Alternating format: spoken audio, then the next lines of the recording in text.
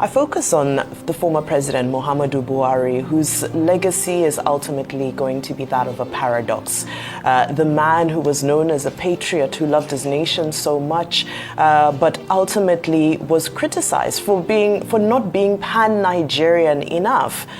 And that paradox followed him to his last breath as he joined the likes of Robert Mugabe and Edgar Lungu, who unfortunately passed away in foreign hospitals.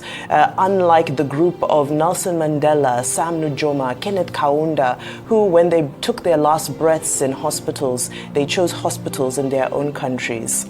However, there's so much to document in the life because I continue to say that it was a life well lived, it was a full life. He's somebody who was able to fulfill all of his dreams. I mean, only two people in this nation, in this great nation, have been able to rise to the helm of affairs twice at different parts of their careers. So yes, as much as it is sad for those close to him who love him, it's also important to acknowledge the fact that I believe the man was able to achieve a good proportion of his goals. Now, some are writing about him as a reformist, and sincerely, we must give credit where credit is due. One of his greatest legacies, I think, will lie in the electoral reforms of 2022. Now, as much as this is not yet a perfect situation, and some might argue that he should have done it in his first term, besides pushing it forward to the second term, the truth is that the electoral reform has created a pathway for us to be able to start developing our elections and start furthering and deepening our democracy. The PIA, Petroleum Industry Act, again, the criticism would say that he pushed it forward to become the burden of his successor. However, he was bold enough to be able to implement that PIA. During his time, yes, he was able to increase the fuel price by 100%. But one thing that many people continue to talk about is the immense goodwill that President Buhari had. It's almost as though we have not seen the level of goodwill that he experienced as he came into office in 2015, and even throughout his tenure. There was a deep sense of patience for a large part of his tenure in office. People were understanding. There was very little pushing back, which is why now you see where we are, is that people are pushing back because they feel that, well, we were extremely patient and we gave a lot of goodwill to President Buhari, but after 8 years, what did it culminate in? And that's why people are pushing back sooner than they did during that time. But again, we go back to some of the positive developments of his legacy. We look at the revolution that took place in the digital identity systems. We saw the introduction of NIN, BVN, the digital economy, tech we saw great investments in the tech industry as well, and tech started moving forward and taking shape and bringing in young Nigerians. However, in the same breath, we also saw the ban on Twitter. So the paradox applies in many ways. Now, he's one of the group of presidents who found themselves thrown into the global crisis that was COVID-19.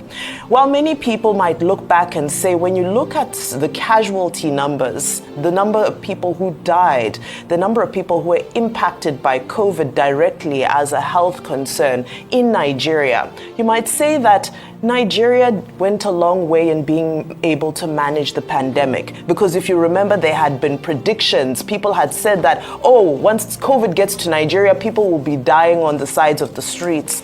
Yes, some people might say that it was due to environment or due to diet and so forth, but we also have to give credit for the management of the COVID-19 pandemic. However, what then happened afterwards? Where was the transparency with some of those funds? Where was the transparency with the palliatives? So the paradox continues there. Of course, the one that sticks sorely in so many people's minds is End SARS. I was reading so many experiences yesterday of those who participated in End SARS and what their life has been since that protest of 2020. Some who are stuck overseas, some who still live in fear because of all that transpired during that period.